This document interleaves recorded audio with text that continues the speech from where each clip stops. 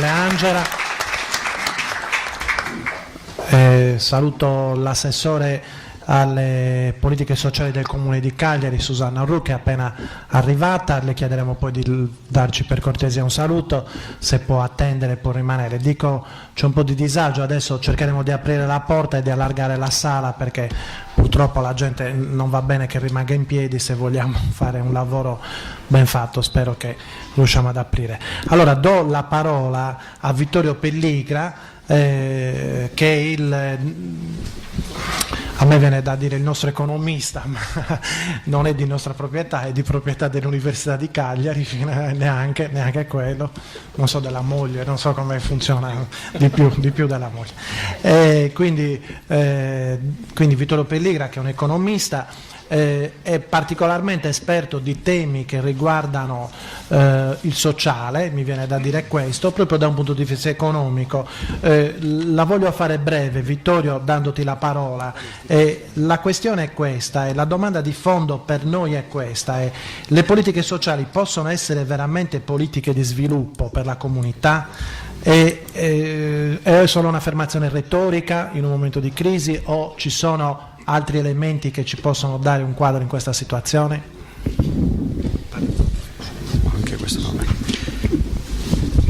Grazie Marco dell'invito, innanzitutto di aver organizzato questo seminario così importante, lo si diceva prima, e così partecipato. È proprio bello vedere questa sala piena. Si vede che il tema è anche un tema che tocca sensibilità profonde e di tanti.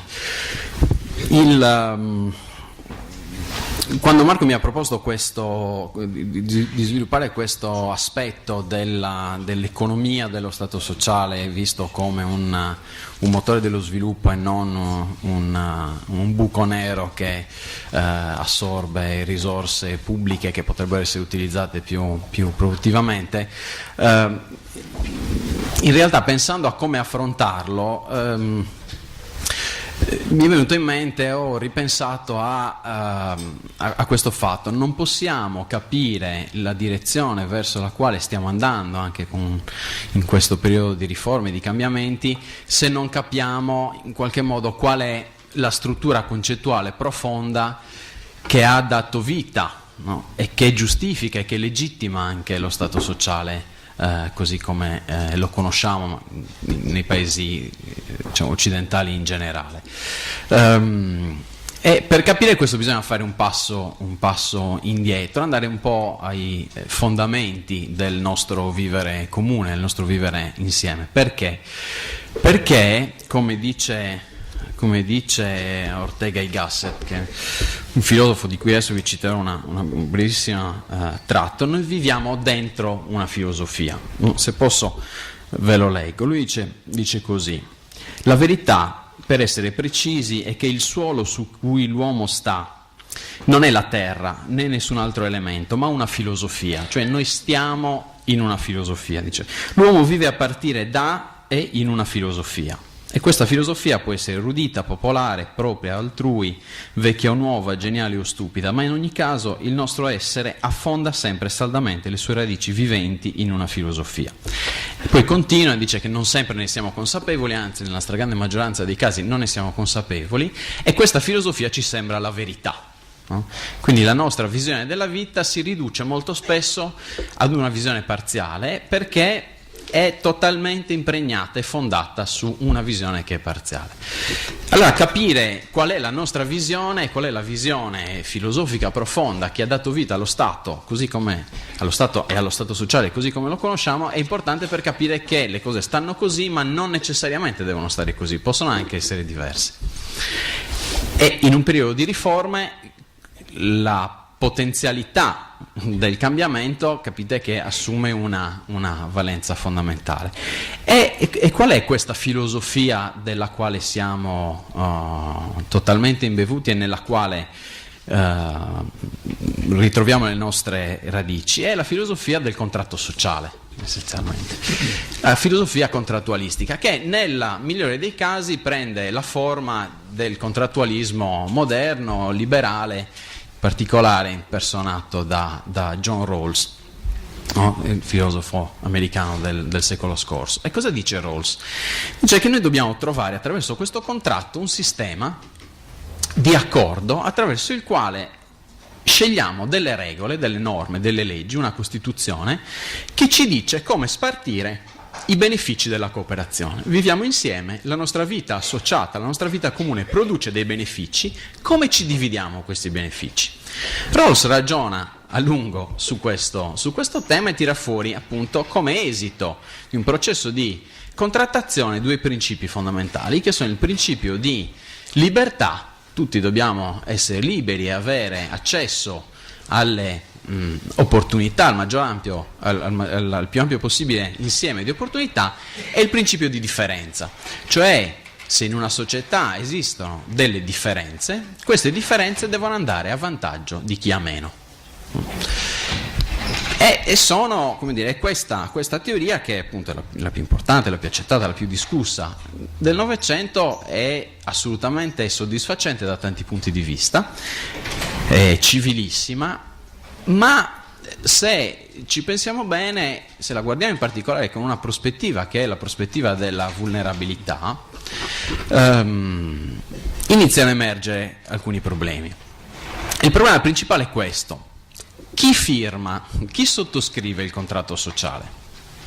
Rawls dice che hanno, rifacendosi a Jung, che hanno diritto, che partecipano alla contrattazione per la stipula del contratto soggetti che sono indipendenti, liberi e autonomi per tutta la durata della loro vita.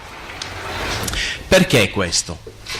Perché essendo un contratto, no? Cosa si fa in un contratto? In un contratto ci si scambia vicendevolmente dei benefici.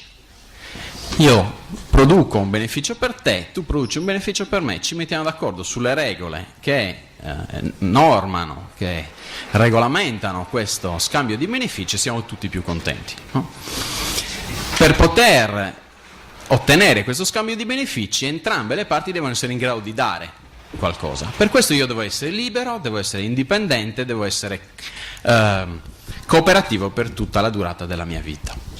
Allora, se ci pensiamo però, questa definizione di membri del gruppo che contratta i principi del contratto sociale esclude alcune categorie, che sono appunto quelli che Rawls e altri chiamano gli outliers, cioè quelli che stanno fuori, che sono soggetti che non hanno queste caratteristiche, che magari sono liberi ma non sono indipendenti, che magari sono indipendenti ma non sono autonomi, che magari non sono nessuna delle tre cose, no? E ci viene in mente tutti i soggetti svantaggiati, vulnerabili, pensiamo ai bambini, pensiamo agli anziani non autosufficienti e così via.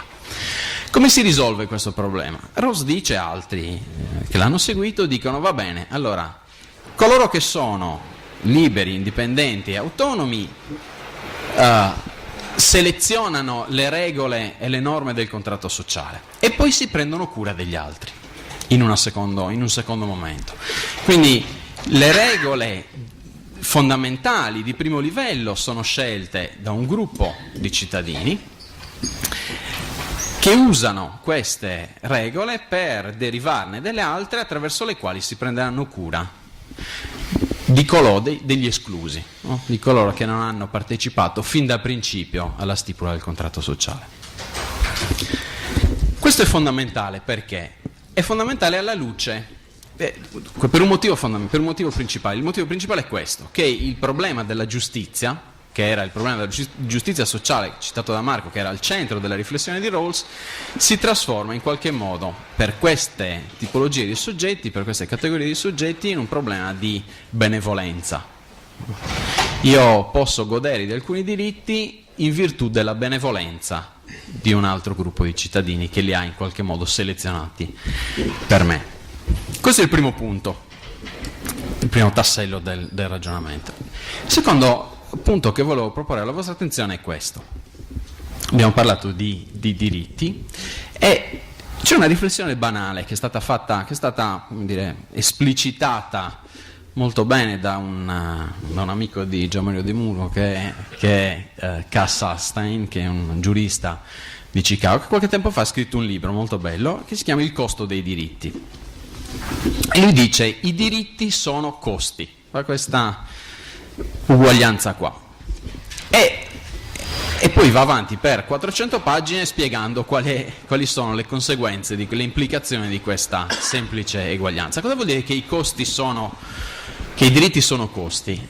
Che un diritto, al di là di un'enunciazione di principio, viene tutelato in proporzione alle risorse che la comunità decide di destinare appunto per la tutela di quel determinato diritto. Noi possiamo enunciare il diritto all'educazione, ma se non destiniamo una quota sufficiente del nostro budget all'educazione, quel diritto non verrà tutelato. Il diritto alla salute lo possiamo enunciare sulla carta, ma se non destiniamo risorse sufficienti alla tutela concreta della salute, quel diritto non sarà tutelato e così via, no? Il diritto alla difesa, il diritto all'integrità personale e così via.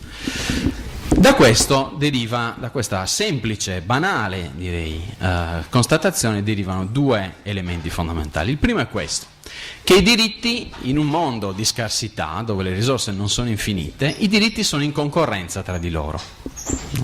Cioè, noi dobbiamo scegliere pacchetti di diritti da tutelare, non possiamo tutelarli tutti e tutti in maniera completa, dobbiamo operare delle scelte. C'è un trade-off, c'è un rapporto di scambio, più riusciamo a tutelare un diritto, più dobbiamo sacrificarne qualcun altro.